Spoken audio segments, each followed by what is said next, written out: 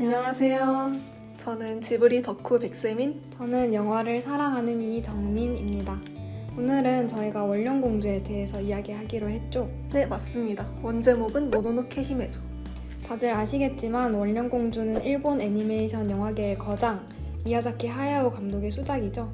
네, 그렇죠. 한국에서는 엄청난 성공을 거두진 못했지만 지브리 영화답게 엄청난 코어 팬을 보유하고 있습니다. 네, 그러면 아는 영화 얘기, 영화 원령공주 이야기 시작하겠습니다. 원령공주의 주인공은 아시타카라는 사람인데요.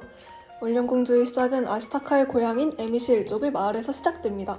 평화롭게 자연과 더불어 살던 에미시 일족은 어느 날 갑자기 재앙신의 공격을 받습니다. 사람들을 지키기 위해 재앙신과 맞서 싸운 아시타카는 전투 끝에 재앙신을 죽이고 그 대가로 팔에 저주가 걸리게 됩니다. 저주를 풀지 않으면 죽을 운명에 놓인 아시타카가 저주를 풀기 위한 여정을 떠나면서 이야기는 시작됩니다. 길을 떠난 아시타카는 타타라라는 이름의 마을에 도달하게 되면서 이 마을의 지도자 에보시라는 인물을 마주하게 됩니다. 그런데 이 에보시라는 캐릭터가 참 흥미로운 인물인 것 같아요. 그렇죠? 네, 저도 이 에보시라는 캐릭터가 되게 매력적이라고 느낀 게 이 캐릭터가 양면성을 가지고 있어요. 이 영화 속 인물 중에서도 자연을 가장 위협하는 존재인데 어떻게 보면 또 빌런으로 보일 수도 있지만 마을 사람들의 입장에서 보면 또 평가가 달라지잖아요.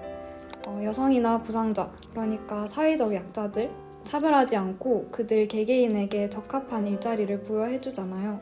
그리고 또 자연을 심하게 파괴하지만 결국 그 파괴의 목적이 마을의 번영이라는 공익성을 띠고 있기도 하고요. 맞아요. 에보시는 선인이나 악인 어느 한쪽으로 단정하기 어려운 인물인 것 같아요. 그래서 더 정이 가요. 현실 사람들도 그렇잖아요. 요즘에 특히 그거를 느끼고 있어요. 또 최근에 아카데미 시상식에서 엠마 스톤의 인종차별 논란이 있었잖아요. 네, 저도 봤어요. 엠마 스톤이 양자경에게는 트로피만 받고 옆에 있던 제니퍼 로렌스와 기쁨을 나누어서 마치 로렌스가 시상을 담당한 것처럼 연출이 되었잖아요. 또 이게 해외에서 동양인들에게 전형적으로 행해지는 인종차별이라고 해요. 마이크로 어그레이션이라고 일상생활에서 미묘하게 이루어지는 차별 행위를 뜻하는 용어예요. 마치 내가 예민한가 하고 넘어가기 쉬운? 그런데 우리가 그 사건 전에 인식하던 엠마 스톤은 여성 인권에 대해 적극적으로 목소리를 내던 사람이었잖아요. 인터뷰에서 할리우드 남녀 배우 간의 임금 차별에 대해 언급하기도 했고 자신의 아이디어를 남자 배우가 하도록 감독이 지시하면서 겪은 성차별에 대해 폭로하기도 했고요. 이런 걸 보면 사람은 참 다면적이다라고 느껴요. 그렇죠. 엠마 스톤이 여성 인권에 대해서는 적극적으로 행동하지만 인종차별에 대해서는 무감각한 것처럼 한 가지 측면으로는 그 사람을 단정 지을 수가 없죠. 에보시라는 캐릭터도 이런 현실적인 면을 가지고 있죠. 그렇죠. 그럼 다시 영화로 돌아가 볼까요? 네, 마을에서 아시타카는 자연 파괴의 주도자인 에보시를 죽이러 온 원령공주와 마주치게 됩니다. 둘의 싸움을 말리기 위해 아시타카는 에보시와 원령공주를 기절시키고 공주를 업고 마을에 나오던 중 마을 사람에게 총을 맞아서 부상을 입게 됩니다. 공주를 옮기던 아시타카는 부상 때문에 쓰러져 버리고 깨어난 공주는 에보시를 죽이려던 자신을 방해한 아시타카를 죽이려 하죠.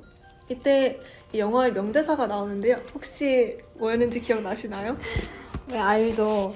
살아라, 그댄 아름답다. 그렇죠. 아시타카가 자신을 죽이러 온 원령공주에게 한 대사죠. 그렇죠. 워낙 유명한 명대사라서 이 영화를 안 보신 분들도 한 번쯤은 들어보셨을 것 같은데요. 그런데 이 대사의 의미가 뭘까요?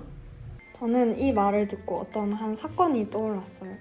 몇 년 전에 미국에서 어떤 환경운동가가 지구의 날에 분신 자살한 사건, 뭔지 아시나요? 네, 저도 들어봤어요. 기후위기에 대한 경각심을 불러일으키기 위한 행동이었다고 하죠. 네, 맞습니다. 극단적인 선택까지 하며 환경을 지키려고 노력하는 것이 원령공주가 자연을 지키기 위해 온몸으로 희생하는 모습과 비슷하다고 느꼈어요. 아시타카가 원령공주에게 살아라 라고 말한 게 자신의 신념을 관찰하기 위해 자신의 몸을 내던지는 사람들에게 전하는 말 같기도 하고. 그렇게 생각할 수도 있겠네요. 저는 또 다른 생각이 들었던 게 원령공주가 아시타카를 죽이려고 하는 상황인데 역설적으로 아시타카가 원령공주에게 살라고 말하잖아요. 그래서 이 살아라라는 말 앞에 어쩌면 인간으로서라는 말이 생략되었을 수도 있겠다고 생각을 했어요. 어쩌면 살인은 인간으로서의 존엄성을 포기하는 행위이기도 하잖아요. 원령공주는 인간이지만 늑대에게서 키워지고 자랐기 때문에 인간으로서의 정체성이 좀 모호한 그런 상태예요. 앞서 말씀해 주셨듯이 원령공주는 자연에 완전히 동화되어 자연을 공격하는 인간들에게 맨몸으로 맞서고 자신의 몸을 아끼지 않아요. 그런 원령공주에게 아시타카는 자기 자신을 희생시키지 말고 자신의 몸을 아끼면서 인간으로서의 삶을 포기하지 말라고 말하는 것 같아요. 네, 그런 해석도 가능하네요. 자, 그럼 다시 아시타카와 원령공주의 대치 상황으로 돌아가 보겠습니다. 아시타카의 말을 듣고 난 후 공주는 아시타카를 죽이지 않고 시시가미라는 신이 있는 숲으로 부상 입은 아시타카를 데리고 갑니다. 생명을 관장하는 시시가미 신은 아시타카의 총상을 치료해줬고 이를 계기로 공주는 아시타카를 적으로 보는 걸 그만둡니다.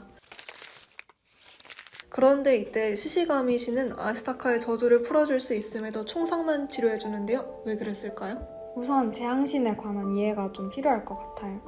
아시타카의 저주는 재앙신 때문에 걸린 거잖아요. 아시타카가 죽인 재앙신은 원래 큰 멧돼지 모습인 신이었는데 인간에게 총상을 입고 원한만 남은 형태인 재앙신으로 변했습니다. 무고한 사람을 지키기 위해서였지만 어쨌든 아시타카는 인간에 의해 상처 입은 신을 죽인 거죠. 시시가미 신은 아시타카에게 그 죄를 묻는 것 같습니다. 저도 그렇게 생각해요. 총상은 어쨌든 인간 때문에 입은 거잖아요. 인간에 의한 상처는 치유하고 신에 의한 저주는 그대로 둔 것을 보면 어쩌면 신을 해한 대가를 치르라는 그런 뜻으로 보입니다. 이제 스토리로 돌아갈까요? 스토리는 클라이막스에 가까워집니다. 자연과 신 그리고 인간 사이의 갈등은 점점 더 극심해지고 결국 전쟁이 발발하게 되죠. 그런데 제가 여기서 이야기 나눠보고 싶은 부분이 있는데요. 이 영화의 특징 중 하나가 되게 전투 장면이나 전쟁 장면이 상당히 사실적이고 다소 잔인하게 연출된다는 점이잖아요. 맞아요. 보통 지브리 애니메이션이라고 하면 뭔가 힐링되고 평화로운 분위기가 떠올리잖아요. 그쵸? 그래서 그런 이미지를 생각하고 원령공주를 봤는데 좀 잔인한 장면이 나와서 당황했던 적이 있어요. 저도 처음 봤을 때 전체 관람가이길 안심하고 봤다가 어린 나이에 좀 많이 무서워했었어요. 그런데 이런 연출에 어떠한 의도가 있을까요? 이 영화에 대해서는 미야자키 하야오 감독이 직접 원령공주는 아이들을 위한 애니메이션이 아니다 라고 언급을 했어요. 제 생각에는 미야자키 하야오 감독은 기존 애니메이션에는 담지 못한 세상의 모습을 담으려고 했던 것 같아요. 아이들을 위한 애니메이션은 아무래도 세상의 밝은 부분, 또 선에 가까운 모습을 담을 수밖에 없잖아요. 그런데 세상은 밝은 부분만 있는 게 아니죠. 빛이 있으면 그림자가 있듯이 어둡고 악한 부분도 세상에 존재할 수밖에 없죠. 미야자키 하야오 감독은 그런 부분들을 외면하지 않고 원령공주를 통해 자신의 영화를 만들어 보고 싶었던 것 같아요. 제 생각도 되게 비슷해요. 작품의 신들의 신? 그러니까 최상의 존재로 시시가미라는 신이 나오잖아요. 미야자키 하야오 감독이 시시가미 신의 모습을 설명할 때 아름답고도 잔인한이라는 수식어를 써요. 어쩌면 이 모순적이게 보이는 수식어가 미야자키 하야오 감독이 바라본 세상의 모습을 잘 표현하는 것 같습니다. 그럼 다시 원령공주로 돌아가 볼까요? 혼란 속에서 우여곡절 끝에 아시타카와 원령공주의 활약으로 다행히 전쟁은 끝이 나고 세상은 평화를 되찾습니다. 생명력을 되찾은 초록빛 들판에서 아시타카와 공주는 각자의 자리에서 함께 살아가기로 약속하고 헤어지며 이야기는 끝이 납니다. 그럼 이제 이야기를 다 들어보았으니 영화의 전체적인 부분에 대한 질문을 해봅시다. 영화가 전달하고자 하는 가장 큰 메시지가 뭘까요? 이건 영화의 마지막 장면이 다 말해주는 것 같아요. 마지막에 원령공주와 아시타카가 헤어지는 장면이 있는데 거기서 아시타카가 원령공주한테 너는 숲에서 살아, 난 타타라 마을에서 살게, 함께 살아가자 라고 말해요. 네, 저도 이 장면이 정말 관객에게 전하고 싶은 메시지 그 자체인 것 같아요. 영화 내내 자연과 인간의 대립구도가 이어지지만 결국 자연도 인간도 자신들의 영역을 지키기 위한 것이잖아요. 이건 어느 한편이 이기거나 지는 싸움이 아니에요. 결국엔 같이 살아가야 하는 것이죠. 다시 말해서 인간과 자연이 자유롭게 공존하는 것, 서로 포용하며 살아가는 것, 지금 이 시대에도 정말 필요한 메시지인 것 같습니다. 맞아요. 혐오의 시대라고도 하잖아요. 단순히 뭐 지구를 지키자, 자연을 파괴하지 말자라고 끝맺는 게 아니라 증오를 극복하고 공생하는 것에 대해 생각하는 것도 중요한 것 같아요. 오늘 어떠셨어요? 제가 진짜 원령공주를 너무 좋아하는데 이 영화에 대해 다른 사람이랑 얘기를 나눠볼 수 있어서 정말 좋았던 것 같습니다. 저도 너무 좋은 경험이었습니다.